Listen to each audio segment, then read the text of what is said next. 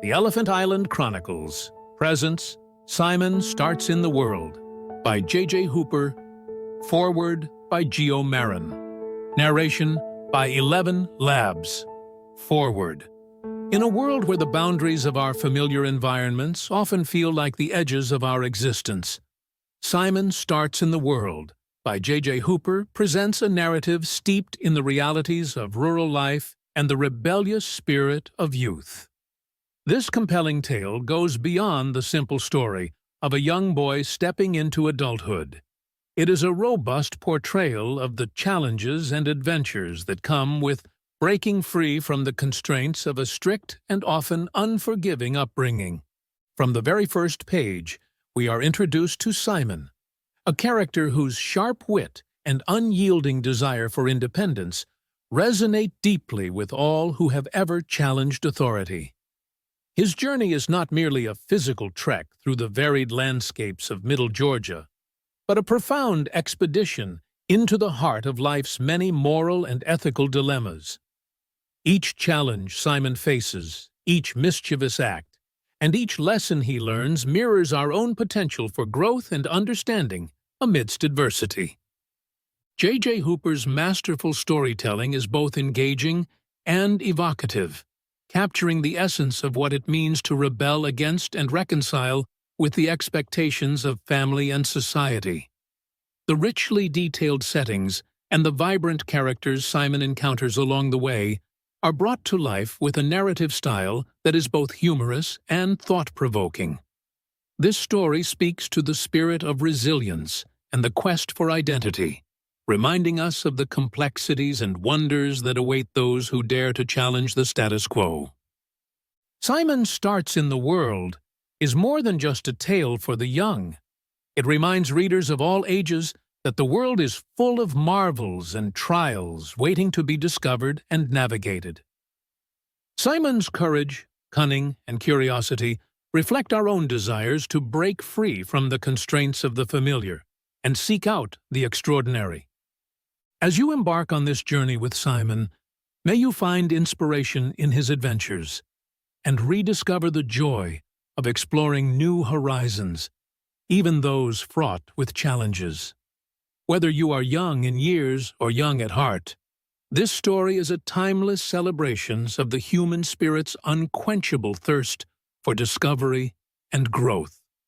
Welcome to Simon's World. May his adventures ignite your curiosity and encourage you to step boldly into the unknown. Geo Marin. Simon Starts in the World by J.J. Hooper. Until Simon entered his 17th year, he lived with his father, an old hard-shell Baptist preacher, who, though very pious and remarkably austere, was very avaricious. The old man reared his boy, or endeavored to do so, according to the strictest requisitions of the moral law. But he lived, at the time to which we refer, in Middle Georgia, which was then newly settled, and Simon, whose wits were always too sharp for his father's, contrived to contract all the coarse vices incident to such a region. He stole his mother's roosters to fight them at Bob Smith's grocery, and his father's plow horses to enter them in quarter matches at the same place. He pitched dollars with Bob Smith himself, and could beat him into doll rags whenever it came to a measurement. To crown his accomplishments, Simon was tip-top at the game of Old Sledge, which was the fashionable game of that era and was early initiated in the mysteries of stocking the papers. The vicious habits of Simon were, of course, a sore trouble to his father, Elder Jedediah. He reasoned, he counseled, he remonstrated, and he lashed. But Simon was an incorrigible, irreclaimable devil. One day the simple-minded old man returned rather unexpectedly to the field, where he had left Simon and Ben and a Negro boy named Bill at work. Ben was still following his plow, but Simon and Bill were in a fence corner, very earnestly engaged at 7-up. Of course, the game was instantly suspended as soon as they spied the old man, 60 or 70 yards off, striding towards them. It was evidently a gone case with Simon and Bill, but our hero determined to make the best of it. Putting the cards into one pocket, he coolly picked up the small coins which constituted the stake, and fobbed them in the other, remarking, "Well, Bill, this game's blocked. We'd as well quit." "But, Mass Simon," remarked the boy, "half dat money's mine. Ain't you gwine to lemme hab 'em?" "Oh, never mind the money, Bill. The old man's going to take the bark off both of us. And besides, with the hand I helt when we quit, I should 'a' beat you and won it all anyway."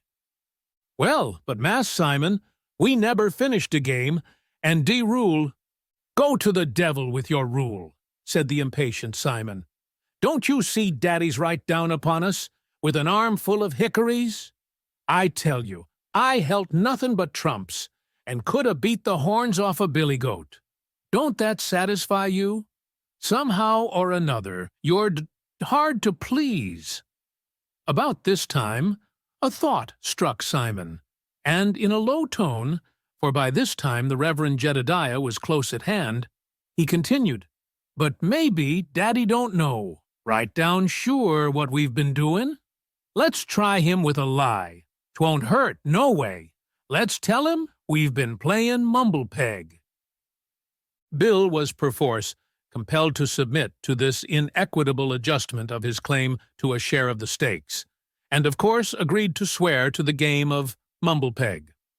All this was settled, and a pig driven into the ground slyly and hurriedly between Simon's legs as he sat on the ground just as the old man reached the spot.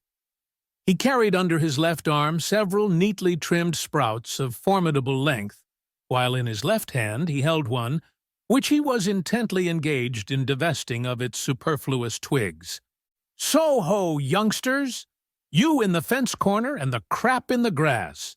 What saith the Scripture, Simon? Go to the ant, thou sluggard!" And so forth and so on. "What in the round creation of the yearth have you and that nigger been a-doin'?"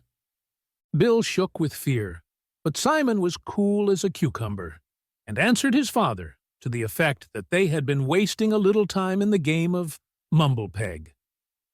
"Mumble-peg! Mumble-peg!" repeated old Mr. Suggs. "What's that?" Simon explained the process of rooting for the peg, how the operator got upon his knees, keeping his arms stiff by his sides, leaned forward and extracted the peg with his teeth. "So you get upon your knees, do you, to pull up that nasty little stick? You'd better get upon 'em to ask mercy for your sinful souls and for a dyin' world.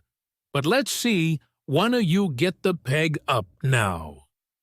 The first impulse of our hero was to volunteer to gratify the curiosity of his worthy sire, but a glance at the old man's countenance changed his notion, and he remarked that Bill was a long ways the best hand. Bill, who did not deem Simon's modesty an omen very favorable to himself, was inclined to reciprocate compliments with his young master, but a gesture of impatience from the old man set him instantly upon his knees, and, bending forward, he essayed to lay hold with his teeth of the peg, which Simon, just at that moment, very wickedly pushed a half-inch further down. Just as the breeches and hide of the boy were stretched to the uttermost, old Mr. Suggs brought down his longest hickory, with both hands, upon the precise spot where the tension was greatest. With a loud yell, Bill plunged forward, upsetting Simon, and rolled in the grass, rubbing the castigated part with fearful energy. Simon, though overthrown, was unhurt, and he was mentally complimenting himself upon the sagacity which had prevented his illustrating the game of mumble-peg for the paternal amusement, when his attention was arrested by the old man's stooping to pick up something. What is it? A card upon which Simon had been sitting, and which, therefore, had not gone with the rest of the pack into his pocket. The simple Mr. Suggs had only a vague idea of the pasteboard abomination called cards, and though he decidedly inclined to the opinion that this was one, he was by no means certain of the fact. Had Simon known this, he would certainly have escaped, but he did not.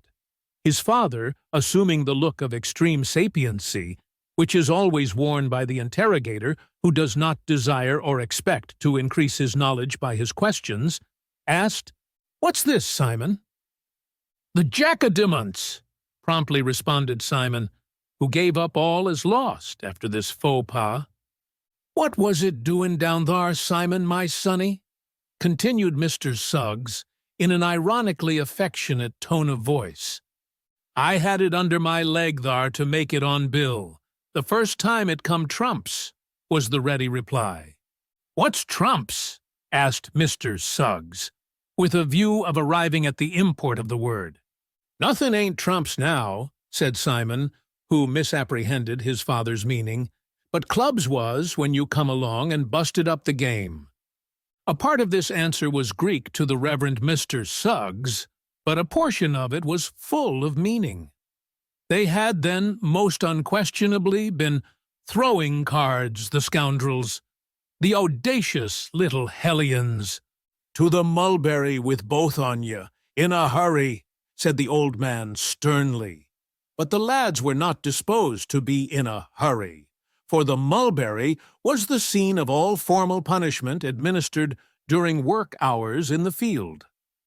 Simon followed his father, however, but made, as he went along, all manner of faces at the old man's back, gesticulated as if he were going to strike him between the shoulders with his fists, and kicking at him so as almost to touch his coat-tail with his shoe.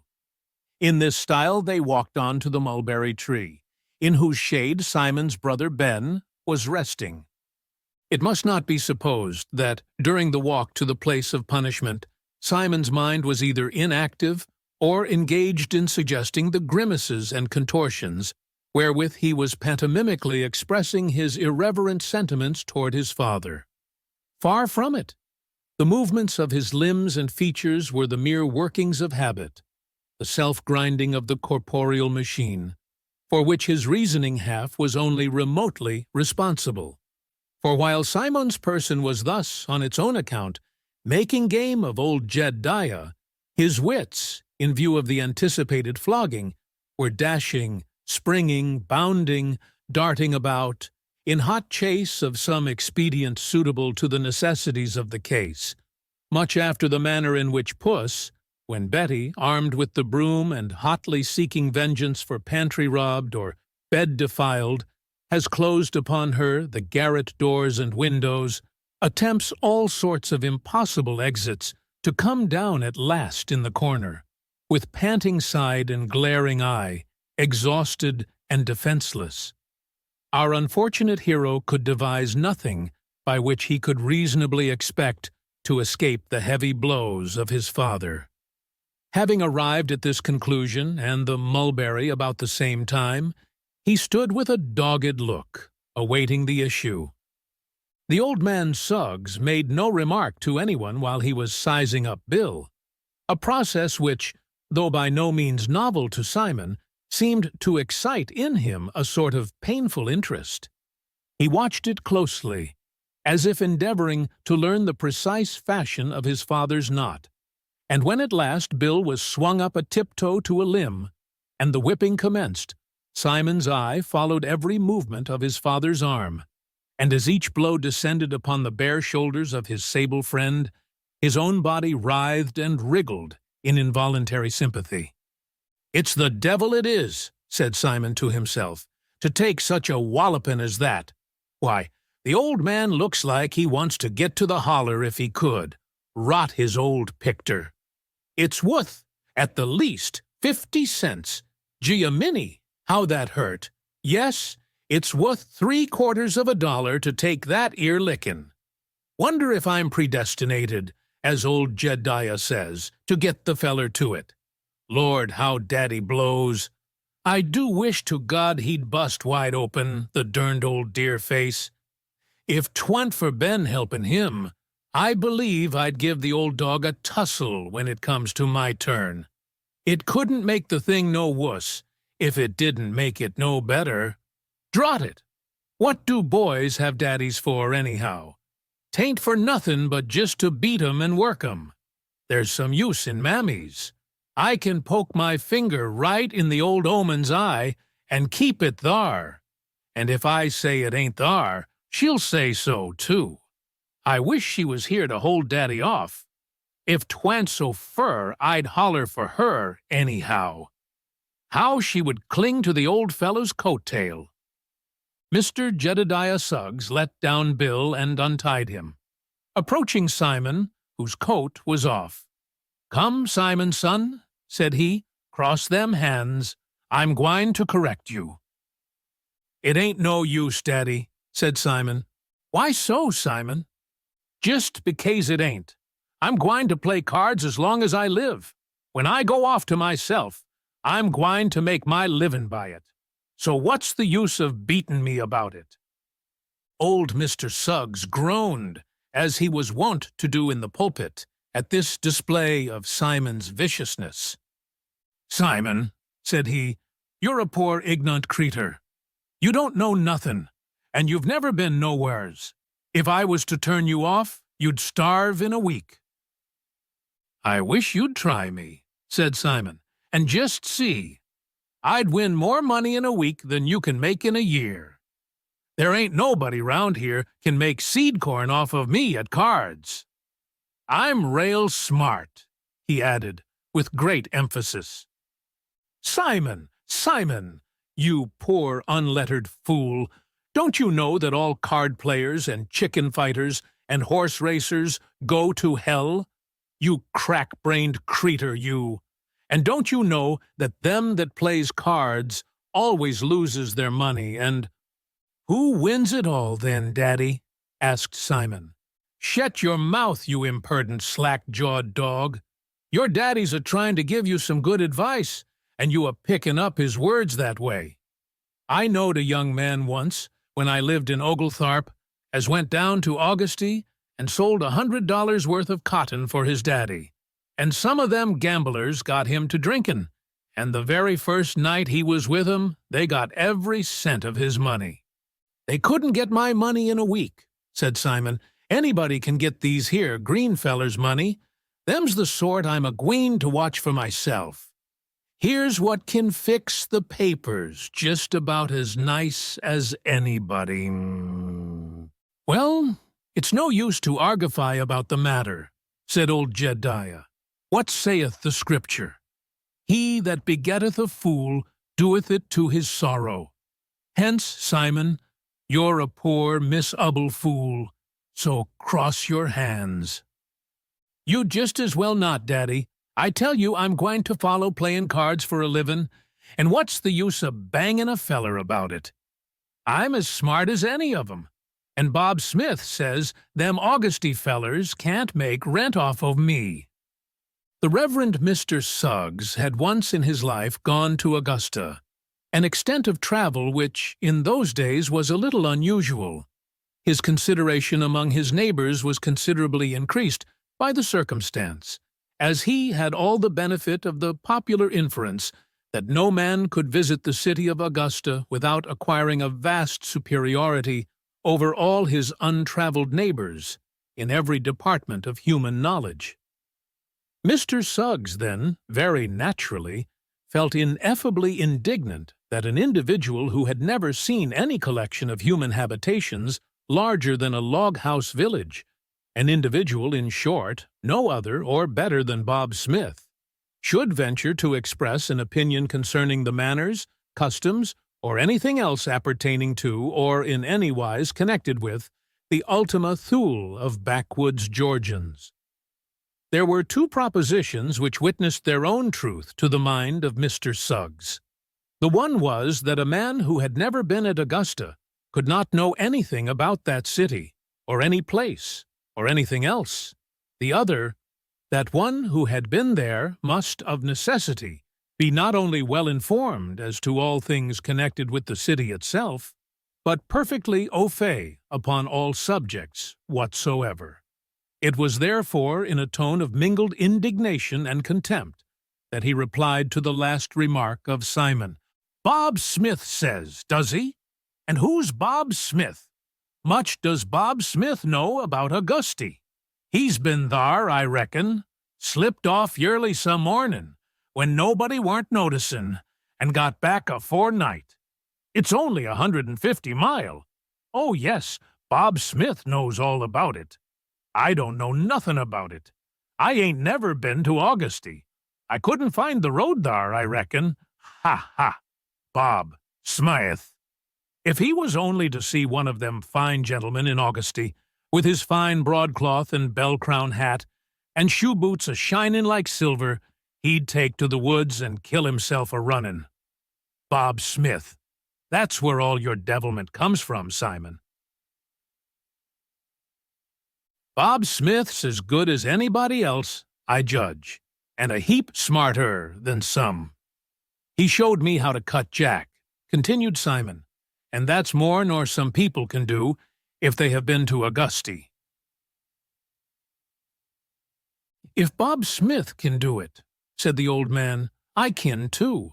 I don't know it by that name, but if it's book knowledge or plain sense, and Bob can do it, it's reasonable to suppose that old Jedediah Suggs won't be bothered bad. Is it anyways familiar to the rule of three, Simon? Pretty familiar, Daddy, but not exactly, said Simon, drawing a pack from his pocket to explain. Now, Daddy, he proceeded, you see, these here 4 cards is what we call the jacks. Well now, the idea is, if you'll take the pack and mix 'em all up together, I'll take off a passel from the top, and the bottom one of them I take off will be one of the jacks. Me to mix 'em fust? Said old Jedediah. Yes. And you not to see but the back of the top one when you go to cut, as you call it. Just so, Daddy. And the back's all just as like as kin be? Said the senior Suggs, examining the cards. More alike nor cowpeas, said Simon. It can't be done, Simon, observed the old man with great solemnity. Bob Smith kind do it, and so kin I. It's agin nater, Simon. Thar ain't a man in Augusty, nor on top of the earth, that kin do it.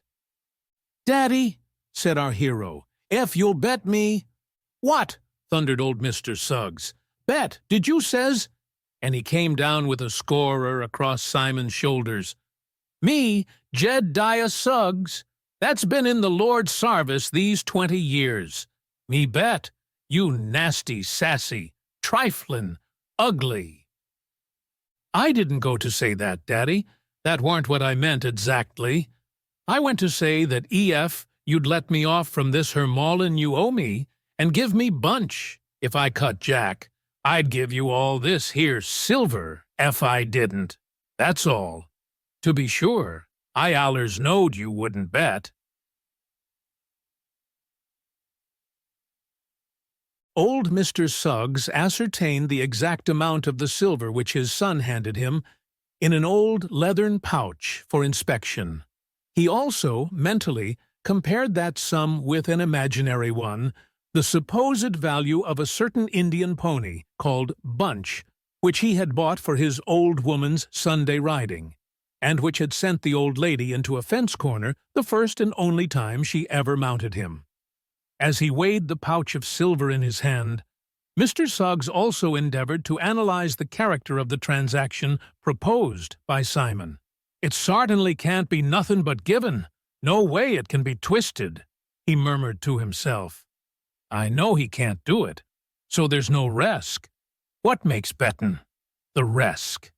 It's a one-sided business, and I'll just let him give me all his money, and that'll put all his wild sportin' notions out of his head. Will you stand it, Daddy? Asked Simon, by way of waking the old man up. You mought as well, for the whippin' won't do you no good. And as for Bunch, nobody about the plantation won't ride him but me. Simon, replied the old man, I agree to it. Your old daddy is in a close place about payin' for his land. And this here money, it's just $11, lacking of 25 cents, will help out mightily. But mind, Simon, anything said about this hereafter. Remember, you give me the money." "Very well, Daddy. And EF, the thing works up instead of down. I suppose we'll say you give me bunch, eh?" "You won't never be troubled to tell how you come by bunch. The thing's agin nater, and can't be done. What old Jedediah Suggs knows, he knows as good as anybody. Give me them fixments, Simon." Our hero handed the cards to his father, who, dropping the plough line with which he had intended to tie Simon's hands, turned his back to that individual in order to prevent his witnessing the operation of mixing. He then sat down and very leisurely commenced shuffling the cards, making, however, an exceedingly awkward job of it. Restive kings and queens jumped from his hands, or obstinately refused to slide into the company of the rest of the pack. Occasionally, a sprightly knave would insist on facing his neighbor, or, pressing his edge against another's, half double himself up, and then skip away. But elder Jedediah perseveringly continued his attempts to subdue the refractory, while heavy drops burst from his forehead and ran down his cheeks. All of a sudden, an idea, quick and penetrating as a rifle ball, seemed to have entered the cranium of the old man. He chuckled audibly. The devil had suggested to Mr. Suggs an impromptu stock, which would place the chances of Simon, already sufficiently slim in the old man's opinion, without the range of possibility. Mr. Suggs forthwith proceeded to cut all the picter ones so as to be certain to include the jacks, and place them at the bottom, with the evident intention of keeping Simon's fingers above these when he should cut. Our hero, who was quietly looking over his father's shoulders all the time, did not seem alarmed by this disposition of the cards. On the contrary, he smiled, as if he felt perfectly confident of success in spite of it. "Now, Daddy," said Simon, when his father had announced himself ready, "nary one of us ain't got to look at the cards while I'm a-cuttin'. If we do, it'll spile the conjuration." "Very well. And another thing, you've got to look me right dead in the eye, Daddy. Will you?" To be sure, said Mr. Suggs. "Fire away." Simon walked up close to his father and placed his hand on the pack. Old Mr. Suggs looked in Simon's eye, and Simon returned the look for about 3 seconds, during which a close observer might have detected a suspicious working of the wrist of the hand on the cards, but the elder Suggs did not remark it. "Wake snakes, day's a-breakin'. Rise, Jack," said Simon, cutting half a dozen cards from the top of the pack and presenting the face of the bottom one for the inspection of his father. It was the Jack of Hearts. Old Mr. Suggs staggered back several steps, with uplifted eyes and hands. "Marciful master," he exclaimed, "'F the boy hain't. Well, how in the round creation of the... Ben, did you ever? To be sure and sartain, Satan has power on this yearth." And Mr. Suggs groaned in very bitterness. "You never seed nothing like that in Augusty, did you, Daddy?" asked Simon, with a malicious wink at Ben. "Simon, how did you do it?" queried the old man, without noticing his son's question. "Do it, Daddy, do it. 'Tain't nothin'. I done it just as easy as shootin'." Whether this explanation was entirely or in any degree satisfactory to the perplexed mind of elder Jedediah Suggs cannot, after the lapse of the time which has intervened, be sufficiently ascertained. It is certain, however, that he pressed the investigation no farther, but merely requested his son Benjamin to witness the fact that, in consideration of his love and affection for his son Simon, and in order to furnish the Doney with the means of leaving that portion of the state of Georgia, he bestowed upon him the impracticable pony, Bunch. "Just so, Daddy. Just so. I'll witness that. but it reminds me mightily of the way Mammy give old Trailer the side of bacon last week. She a sweeping up the hearth, the meat on the table. Old Trailer jumps up, gathers the bacon, and darts. Mammy arter him with the broomstick as fur as the door, but, seein' the dog has got the start, she shakes the stick at him and hollers, "You sassy, eye-zookin', roguish, natty, flop-eared varmint! Take it along, take it along! I only wish 'twas full of arsenic and ox vomit and blue vitriol, so as 'twould cut your interals into chitlins. That's about the way you give bunch to Simon." "Oh, sure, Ben," remarked Simon. "I wouldn't run on that way. Daddy couldn't help it. It was predestinated. Whom he hath, he will, you know." And the rascal pulled down the underlid of his left eye at his brother. Then, addressing his father, he asked, "Warn't it, Daddy? And so?" To be sure, all fixed aforehand," was old Mr. Suggs' reply. "Didn't I tell you so, Ben?" said Simon. "I knowed it was all fixed aforehand." And he laughed until he was purple in the face. "What's in ye? What are you laughing about?" asked the old man wrathily. "Oh, it's so funny that it could all have been fixed aforehand," said Simon, and laughed louder than before. The obtusity of the Reverend Mr. Suggs, however, prevented his making any discoveries. He fell into a brown study, and no further allusion was made to the matter. It was evident to our hero that his father intended he should remain but one more night beneath the paternal roof. What mattered it to Simon? He went home at night, curried and fed Bunch, whispered confidentially in his ear that he was the fastest piece of horseflesh, according to size, that ever shaded the earth, and then busied himself in preparing for an early start on the morrow. Old Mr. Suggs' big red rooster had hardly ceased crowing in announcement of the coming dawn, when Simon mounted the intractable Bunch. Both were in high spirits, our hero at the idea of unrestrained license in future, and Bunch from a mesmerical transmission to himself of a portion of his master's deviltry.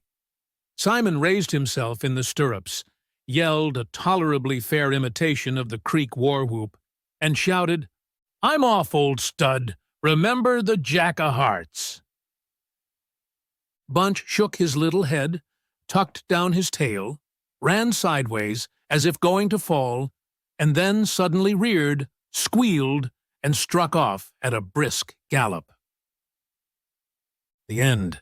From all of us here at the Elephant Island Chronicles, we hope you have enjoyed this classic short story by J.J. Hooper. Until next time, stay curious.